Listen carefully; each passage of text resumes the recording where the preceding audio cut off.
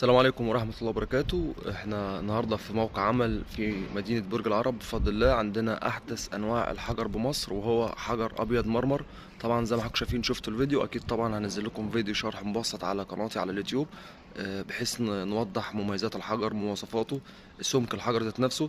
بفضل الله الحجر حاجة مميزة جدا، بديل للحجر الأبيض، حاجة أثبتت وجودها بالنسبة لعمل الجو، بالنسبة لعمر افتراضي، حاجة مش بتسقط، حاجة بتدفع فيها فلوس وانت مطمن. تابعوني، والسلام عليكم ورحمة الله وبركاته.